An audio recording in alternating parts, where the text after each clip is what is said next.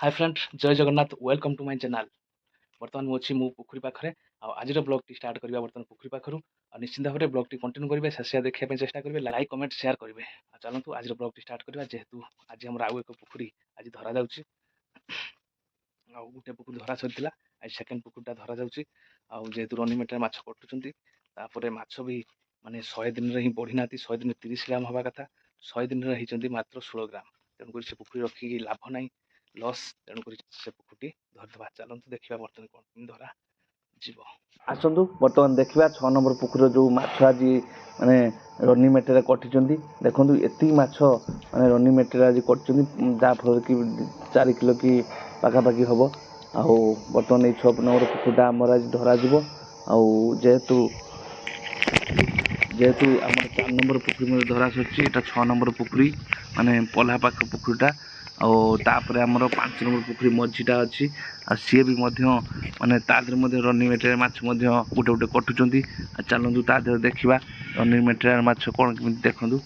यहाँ हूँ देखूँ 2 पीस 3 पीस देखूँ ए साइड लगे पानी हार्नेस माछ ये भाव में कटिकी रेड होगी बर्तमान आईसी आमर जालिया आसीगला चलतु माछ जाल देखूँ बर्तमान आसिकी पाखापाखि एपटे पहुँचीगला आउ ये पुकुर देखा तो निश्चित बेस के वेट माछ हो जेहेतु ये पाखापाखि 20-21 क्विंटाल फिड खाई के बाहर निश्चित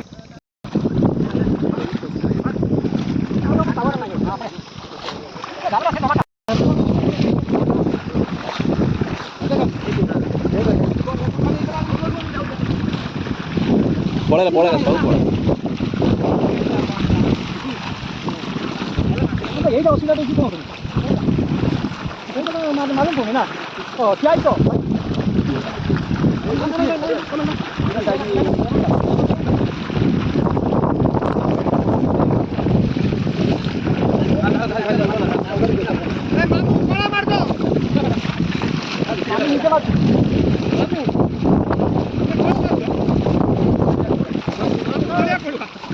व्यापारी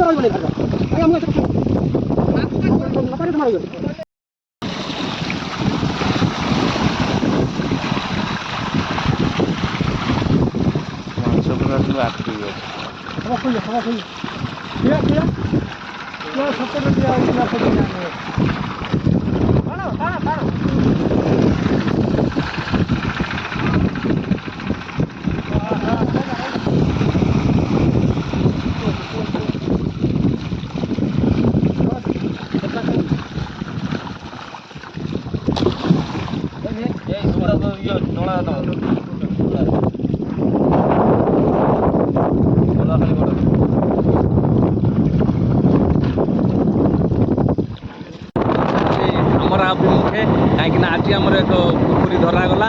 आउ बर्तमान से माछ नहीं जाऊँगी बर्तमान कंपानी को हमरा बेस को जो कंपानी माछ नब आई आपण देखी वो कंपानी माछ नौची निश्चित भाव में ये ट्रेन लाइन चलती बर्तमान देखूँ हमरा जो भद्रक आम ट्रेन लाइन से ट्रेन लाइन रोड देखिए बर्तमान माछ नहीं ट्रैक्टर जाऊँगी आगे ट्रैक्टर में माछ जाऊँगी जाकि देखा फाइनाली बर्तमान मुझे देखो पहुँचली धामरा बर्तमान आमर कौ कंपानी दिज्व बर्तमान आम ये गाड़ी अच्छी कहीं फाइनाल है एपर्त कौन कौ कंपानी दिज्व तेणुक सब गाड़ी बहुत गाड़ी देखो सीरियल सब रही कहीं जी सब आगु आइले सब सीरियल रही बर्तमान आमर कंपानी फाइनाल हेल्ले से गाड़ी लगे देखो ये हूँ बेस ये देखो बर्तमान आमर सेपटे आमर पाणीपाग विभाग सेपटे अच्छी ये देखो बर्तमान गाड़ी सब लाइन यहाँ हूँ आम पाणीपाग विभाग सामुद्रिक पाणीपाग विभाग आउट सब गाड़ी लाइन फाइनाली आम गाड़ी ही लगला आमर माछ देखूँ रिसीव चलला बर्तमान जेहेतु पाखापाखि 5टा टाइम होगा तेणुक रिसीव बर्तमान आम चलती आम रिसीव हम जेहेतु मुझे एकुटिया आसी बर्तमान वीडियो करने प्रोब्लेम हो कहीं देखा पड़ो सैम्पलिंग ता सहित माछ वेट देखा पड़ो तेणुक वीडियो मत बेसी करनी देखो बर्तमान कि बर्तमान छका होती या रिसीव चलो चलो देखा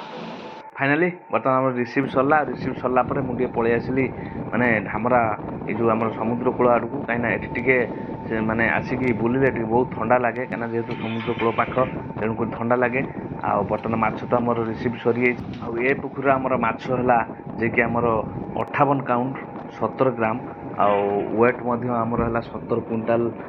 89 କିଲୋ। ଆଉ ବର୍ତ୍ତମାନ ସମୁଦ୍ର କୂଳ ଟିକେ ବୁଲିବାଲିକି ତାପରେ ଘରକୁ ଯିବି। ଆଉ ଦେଖନ୍ତୁ ଏଇ ସବୁ ମାଛ ଧରା ବୋଟ୍, ଆଉ ସେ କେତେ ଦୂରରୁ ଦେଖନ୍ତୁ ସବୁ ସିଆଡ଼ୁ ସବୁ ସମୁଦ୍ର, ମାନେ ଦେଖନ୍ତୁ ମାନେ ମାଛ ଧରା ବୋଟ୍ ମଧ୍ୟ ସେଣେ ଆସୁଛି। ଇଏଟା ହେଉଛି ଆମର ଦେଖନ୍ତୁ ଯାତ୍ରୀବାହୀ ଲଞ୍ଚ, ଦେଖନ୍ତୁ ଲଞ୍ଚଟି ଆମର ଆସିକି ମଧ୍ୟ ଏଠି ଲାଗିବ। ଆଉ ଯେହେତୁ ଏଠି ଛାଡ଼ ଟାଇମ୍ ବର୍ତ୍ତମାନ ସେପଟ ସାଇଡ଼ରେ ଲାଗିବ, ତେଣୁକରି